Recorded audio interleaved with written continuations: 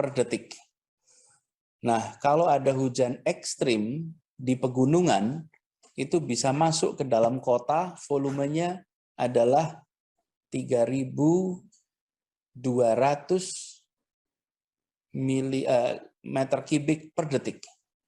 Jadi gapnya itu bisa peningkatannya sampai 1.000 meter kubik per detik antara daya tampung dengan air yang masuk. Itu sebabnya harus dikendalikan di kawasan tengah dengan waduk supaya masuknya ke dalam kota masih tetap.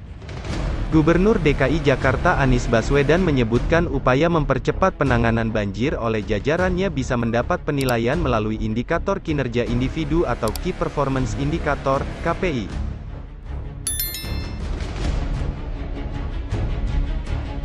Makanya tidak heran kalau penanganan banjir akhir-akhir ini lebih cepat dibandingkan di awal tahun. Di awal tahun ini terasa daerah-daerah yang biasanya kalau banjir tergenang 3-4 hari, sekarang kurang dari 1 hari sudah kering.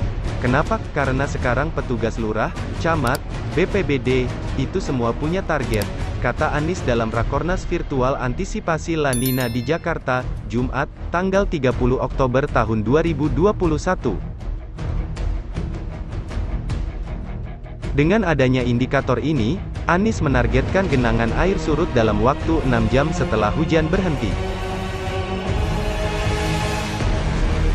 Menurut dia, kapasitas drainase jalan utama atau jalan raya di DKI Jakarta mencapai 100 mm per hari dan di luar jalan utama dan jalan raya mencapai 50 mm per hari.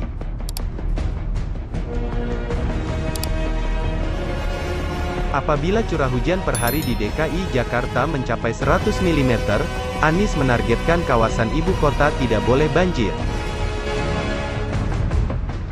Sedangkan, untuk antisipasi banjir pihaknya sudah melakukan aksi gerebek lumpur dengan mengeruk sedimen dan sampah di sejumlah sungai dan waduk di 5 wilayah di DKI Jakarta. Tujuannya agar waduk dan sungai tersebut memiliki daya tampung air yang lebih besar jika curah hujan lebih tinggi dari 100 mm per hari.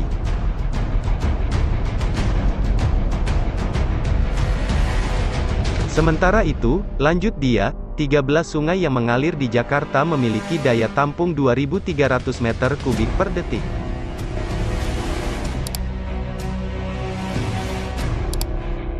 Anies mencatat volume air yang sempat masuk ke Jakarta mencapai 3.200 meter kubik per detik ketika ada hujan ekstrim di kawasan selatan atau pegunungan.